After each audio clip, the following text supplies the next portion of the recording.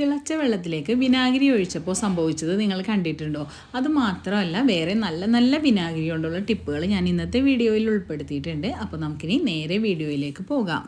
പരിപ്പ്, കടല, പീസ് അങ്ങനെയുള്ള ധാന്യങ്ങളൊക്കെ നമ്മൾ സൂക്ഷിച്ച് വെക്കുമ്പോൾ പെട്ടെന്ന് തന്നെ ചെള്ള് കയറാറുണ്ട്, അല്ലെങ്കിൽ എന്തെങ്കിലും പ്രാണികളുടെ ശല്യമോ അല്ലെങ്കിൽ അത് പൂത്തു പോകാനൊക്കെ ചാൻസ് ഉണ്ട്. അപ്പോൾ അങ്ങനെയുള്ള ഒരു പ്രശ്നങ്ങളും ഇല്ലാതിരിക്കാനായിട്ട് നമ്മൾ ഇട്ട് വെക്കുന്ന ടിന്നിലേക്ക് ഒരല്പം വിനാഗിരി ഇതേപോലെ ഒഴിച്ചു കൊടുക്കുക. എന്നിട്ട് ഈ വിനാഗിരി ഒരു ടിഷ്യൂ പേപ്പർ ഉപയോഗിച്ചിട്ട് എല്ലാ ഭാഗത്തേക്കുമായിട്ട് ഇതേപോലെ ഒന്ന് തുടച്ചെടുക്കുക. അപ്പോൾ വിനാഗിരിയുടെ അംശം ആ പാത്രത്തിൽ ഉണ്ടാവും. ഈ ഒരു രീതിയിൽ നമ്മൾ ചെയ്തിട്ട് ധാന്യങ്ങളൊക്കെ നമ്മൾ ഈ ടിന്നിലിട്ട് വെക്കുകയാണെങ്കിൽ ഒട്ടും തന്നെ പൂത്തു പോകുന്ന പ്രശ്നമോ അല്ലെങ്കിൽ പ്രാണികളുടെ ശല്യമോ ഒന്നും ഉണ്ടാവില്ല. കുറേ നാൾ നല്ല ഫ്രഷായിട്ട് ധാന്യങ്ങൾ ഇരുന്നോളും. അടുത്ത ടിപ്പ് ചെയ്യുന്നതിനായിട്ട് ഞാൻ ഒരു ടിഷ്യൂ പേപ്പർ മടക്കി എടുത്തിട്ടുണ്ട്. അതിലേക്ക് ഒരല്പം വിനാഗിരി ഒഴിച്ചു കൊടുത്തിട്ടുണ്ട്. ഇനി നമുക്ക് ഈ ഒരു പേപ്പർ ഉപയോഗിച്ചിട്ട് ഇതേപോലെ എത്ര അഴുക്ക് പിടിച്ച മിററാണെങ്കിലും ക്ലീൻ ചെയ്തെടുക്കാൻ പറ്റും. അപ്പോൾ ഇത് നോക്കിക്കേ, ഈ മിററിൽ നല്ല പോലെ അഴുക്കുണ്ട്. അപ്പോൾ എത്ര അഴുക്ക് പിടിച്ച മിററാണെങ്കിലും ഇതേപോലെ ഒന്ന് തുടച്ചാൽ മതി. നല്ല പോലെ പെട്ടെന്ന് തന്നെ വൃത്തിയായി കിട്ടും. കാറിൻ്റെ മിറർ, അതേപോലെ സ്കൂട്ടറിൻ്റെ, പിന്നെ നമ്മൾ ഉപയോഗിക്കുന്ന സ്പെക്സിൻ്റെയൊക്കെ കാഴ്ച മങ്ങി ഒരു മങ്ങലുള്ള കാഴ്ചയൊക്കെ വരുന്ന സമയത്ത് ഇതേപോലെ ചെയ്താൽ നല്ല പോലെ ക്ലാരിറ്റി കിട്ടും. വെളിച്ചെണ്ണയൊക്കെ ഒഴിച്ച് വെക്കുന്ന ബോട്ടിൽസും അതേപോലെ തന്നെ നെയ്യിൻ്റെ ബോട്ടിലൊക്കെ കഴുകിയെടുക്കാനായിട്ട് നല്ല പാടാണല്ലേ. അപ്പോൾ ആ അഴുക്കും പെട്ടെന്ന് പോകാനായിട്ട് ഒരല്പം വിനാഗിരി ഒഴിച്ചു കൊടുക്കുക. എന്നിട്ട് 2-3 ടിഷ്യൂ പേപ്പർ ഇതേപോലെ അങ്ങ് കീറിയിട്ട് കൊടുക്കുക. അപ്പോൾ ഇത് ചെറിയ കുപ്പിയാണ്, ഞാൻ ഒരു ടിഷ്യൂ പേപ്പർ ഇട്ടിട്ടുള്ളൂ. വലിയ കുപ്പിയൊക്കെ ആണെങ്കിൽ 2-3 ടിഷ്യൂ പേപ്പർ ഇട്ട് കൊടുക്കണം. എന്നിട്ട് ചെറിയ ചൂടുള്ള വെള്ളം ഒഴിച്ചു കൊടുത്തിട്ട് നന്നായിട്ടൊന്ന് ഷേക്ക് ചെയ്തെടുക്കുക. പെട്ടെന്ന് തന്നെ ആ നെയ്യിൻ്റെ അംശമൊക്കെ പോയിട്ട് ടിന്ന് നല്ല ക്ലീനായി കിട്ടും. അപ്പോൾ ഈ ഒരു രീതിയിൽ നെയ്യിൻ്റെ കുപ്പി, അതേപോലെ വെളിച്ചെണ്ണയുടെ കുപ്പികൾ, പിന്നെ നമുക്കറിയാലോ ഈ മീറ്റൊക്കെ കുക്ക് ചെയ്യുന്ന സമയത്ത് നല്ല നെയ്യുള്ള ഇറച്ചിയാണെങ്കിൽ കുക്കറൊക്കെ കഴുകാനും പാടായിരിക്കും. കുക്കറിലേക്കും നെയ്യുള്ള പാത്രങ്ങളിലേക്കൊക്കെ ഇതേപോലെ വിനാഗിരിയും ചൂടുവെള്ളവും കൂടി ഒഴിച്ച് വെക്കുകയാണെങ്കിൽ പെട്ടെന്ന് തന്നെ ആ നെയ്യൊക്കെ പോയി കിട്ടും. അപ്പോൾ ഇതേ നോക്കിക്കേ, നമ്മുടെ ബോട്ടിൽ നല്ല ക്ലീനായി വന്നിട്ടുണ്ട്. അപ്പോൾ ഈ ഒരു രീതിയിൽ അഴുക്കും മെഴുക്കൊക്കെ പെട്ടെന്ന് കളഞ്ഞെടുക്കാം.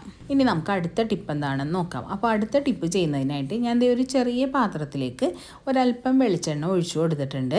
പിന്നെ ഞാൻ കുറച്ച് വിനാഗിരി കൂടി ചേർത്ത് കൊടുത്തിട്ടുണ്ട്. ഇനി നമുക്കിത് രണ്ടും കൂടി നന്നായിട്ട് കൈ ഉപയോഗിച്ച് തന്നെ ഒന്ന് മിക്സ് ചെയ്തെടുക്കാം. മിക്ക ആളുകളുടെ ഒരു വലിയ പ്രശ്നമാണ് മുടിക്ക ഉണ്ടാവുക, അതേപോലെ തന്നെ മുടിയുടെ അറ്റം ഇങ്ങനെ പിളർന്നിരിക്കുക, സ്പ്ലിറ്റായിട്ടിരിക്കുക എന്നുള്ളതൊക്കെ. അപ്പോൾ ഇങ്ങനെയുള്ള പ്രശ്നങ്ങളൊക്കെ മാറ്റാനായിട്ട് ഈ വിനാഗിരിയും വെളിച്ചെണ്ണയും കൂടി മിക്സ് ചെയ്തത് ഒരു ടിഷ്യൂ പേപ്പറോ അല്ലെങ്കിൽ ഒരു പഞ്ഞിയോ ഉപയോഗിച്ചിട്ട് ഇതേപോലെ മുടിയിൽ ഒന്ന് അപ്ലൈ ചെയ്ത് കൊടുത്താൽ മതി. മുടിക്കാവുള്ള ഭാഗത്തൊക്കെ ഇതേപോലെ അങ്ങ് പുരട്ടി കൊടുക്കുകയാണെങ്കിൽ മുടിക്ക പെട്ടെന്ന് തന്നെ മാറി കിട്ടും. അതേപോലെ തന്നെ ആ ഒരു മുടി സ്പ്ലിറ്റ് ആവുന്നതൊക്കെ മാറാനും ഇങ്ങനെ ചെയ്യുന്നത് നല്ലതാണ്. അടുത്ത ടിപ്പ് ചെയ്യുന്നതിനായിട്ട് ഞാനൊരു ബൗൾ എടുത്തിട്ടുണ്ട്. ബൗളിലേക്ക് ഇനി നമുക്ക് ഒരല്പം വിനാഗിരി ഒഴിച്ചു കൊടുക്കാം. ഇനി ഈ വിനാഗിരിയിൽ നമുക്കൊരു പഞ്ഞിയോ ടിഷ്യൂ പേപ്പറോ ഇതേപോലെ ഒന്ന് മുക്കിയെടുക്കാം. വിനാഗിരിയുടെ അംശമുള്ള ഈ ടിഷ്യൂ പേപ്പർ നമ്മൾ ഫ്രീസറിൽ വെക്കുകയാണെങ്കിൽ ഫ്രീസറിൽ ഈ ഫിഷും മീറ്റൊക്കെ ഇരിക്കുമ്പോൾ ഉണ്ടാകുന്ന ആ ഒരു ബാഡ് സ്മെല്ല് മാറാനായിട്ട് നല്ലതാണ്. പിന്നെ നമ്മൾ ഇതേപോലെ കാസറോളൊക്കെ ഇടയ്ക്കൊക്കെയുള്ള യൂസ് ചെയ്യുള്ളൂ. അപ്പോൾ കാസറോൾ അടച്ച് വെക്കുമ്പോൾ ഒരു സ്മെല്ല് വരാറുണ്ട്. അപ്പോൾ അങ്ങനെയുള്ള സ്മെല്ല് മാറ്റുന്നതിനായിട്ട് നമുക്ക് കാസറോളിലും ഇതേപോലെ ഒരു ടിഷ്യൂ പേപ്പർ ഇതേപോലെ വിനാഗിരിയിൽ മുക്കിയിട്ട് വെക്കുന്നത് നല്ലതാണ്. അപ്പോൾ പിന്നീട് എത്ര നാൾ കഴിഞ്ഞ് നമ്മളെടുത്താലും കാസറോളിനുള്ളിൽ യാതൊരു സ്മെല്ലും ഉണ്ടാവില്ല. പിന്നെ നമുക്ക് ഇതേപോലെ കുട്ടികളുടെ വാട്ടർ ബോട്ടിലൊക്കെ യൂസ് ചെയ്യാണ്ട് വെക്കേഷനൊക്കെ നമ്മൾ യൂസ് ചെയ്യാതെ വെക്കുമല്ലോ, ആ സമയത്തും ഈ ഒരു രീതിയിൽ തന്നെ ചെയ്യാവുന്നതാണ്. അടുത്ത ടിപ്പ് ചെയ്യുന്നതിനായിട്ട് ഞാൻ സ്റ്റൗവിൽ കുറച്ച് വെള്ളം വച്ചിട്ടുണ്ട്. ഇനി നമുക്ക് വെള്ളത്തിലേക്ക് കുറച്ച് കല്ലുപ്പ് ഇട്ട് കൊടുക്കാം. അപ്പോൾ ഞാൻ കല്ലുപ്പ് ഇട്ട് കൊടുക്കുന്നുണ്ട്. കല്ലുപ്പില്ലെങ്കിൽ പൊടിയുപ്പായാലും മതി. അപ്പോൾ വെള്ളം തിളച്ച് വന്നപ്പോൾ ഉപ്പും കല്ലൊക്കെ നന്നായിട്ട് മെൽറ്റായിട്ടുണ്ട്. ഇനി നമുക്ക് ഒരല്പം വിനാഗിരി കൂടി ഇതിനകത്തേക്ക് ഒഴിച്ചു കൊടുക്കാം. ഈ ഒരു രീതിയിൽ ഉപ്പും വിനാഗിരിയും പിന്നെ നമ്മൾ ചേർത്ത് കൊടുക്കുന്നത് കുറച്ച് വിക്സാണ്. ചൂടുവെള്ളത്തിലേക്ക് നമ്മൾ വിക്സും കൂടി ചേർക്കുമ്പോൾ പെട്ടെന്ന് തന്നെ അതെല്ലാം മെൽറ്റായി കിട്ടും.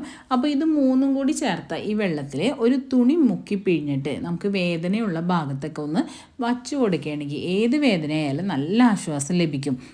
കമ്പ്യൂട്ടറും അതേപോലെ തന്നെ ഫോണൊക്കെ ഒരുപാട് യൂസ് ചെയ്യുന്നവർക്ക് കഴുത്തിൻ്റെ ബാക്കിൽ സ്ഥിരമായിട്ട് വേദന ഉണ്ടാവും. അപ്പോൾ അങ്ങനെയുള്ള വേദന, നീർക്കെട്ട് കൊണ്ടുണ്ടാകുന്ന വേദനകളൊക്കെ പെട്ടെന്ന് മാറാനായിട്ട് ഈ വെള്ളം ഒന്ന് ആവി പിടിക്കുന്നത് നല്ലതാണ്. ഇതേപോലെ ഒരു തുണി എടുക്കുക. തുണി എടുത്തിട്ട് ഈ വെള്ളത്തിലൊന്ന് മുക്കി പിഴിഞ്ഞിട്ട് ആ വേദനയുള്ള ഭാഗത്ത് അങ്ങ് വച്ചു കൊടുക്കുക. കഴുത്തിൻ്റെ ബാക്കിലുള്ള വേദനകളും അതേപോലെ തന്നെ എവിടെയാണോ വേദന ആ വേദന ഉള്ള ഭാഗത്ത് ഇതേപോലെ ഒന്ന് വച്ചു കൊടുത്താൽ മതി. നല്ല ആശ്വാസം ലഭിക്കും. പെട്ടെന്ന് തന്നെ ഫാസ്റ്റായിട്ട് ആ വേദന മാറി വരും.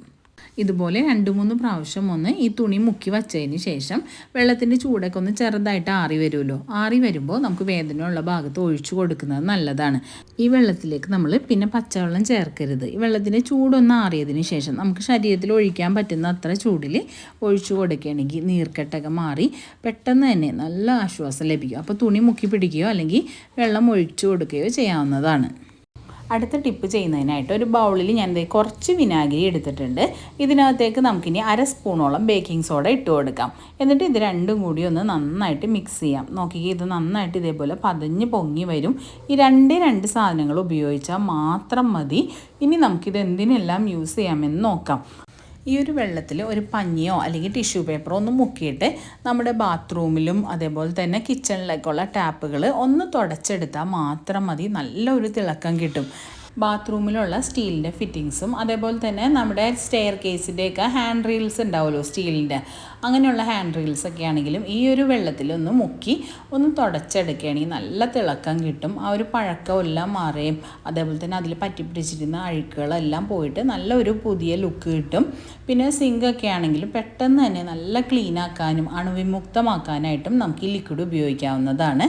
അപ്പോൾ സിങ്കിനുള്ളിൽ ബ്ലോക്കൊക്കെ ഉണ്ടെങ്കിൽ സിങ്കിൻ്റെ സീവിൻ്റെ ഭാഗത്തേക്ക് ഈ ലിക്വിഡ് ഒരല്പം ഒഴിച്ചിട്ട് കുറച്ച് ചൂടുവെള്ളം ഒഴിച്ചു കൊടുക്കുകയാണെങ്കിലും ബ്ലോക്കൊക്കെ മാറാൻ നല്ലതാണ്. അപ്പോൾ ഈ ഒരു രീതിയിൽ നമ്മൾ ഇടയ്ക്ക് ആഴ്ചയിൽ ഒരിക്കലെങ്കിലും സിങ്ക് കഴുകുന്നത് സിങ്ക് അണുവിമുക്തമായിട്ടിരിക്കാൻ വളരെ നല്ലതാണ്. അപ്പോൾ ഇത്രയേ ഉള്ളൂ ഇന്നത്തെ വീഡിയോ ഇഷ്ടമായെങ്കിൽ ലൈക്ക് ചെയ്യുകയും ഫ്രണ്ട്സിനൊക്കെ ഒന്ന് ഷെയർ ചെയ്ത് കൊടുക്കുകയും ചെയ്യണേ.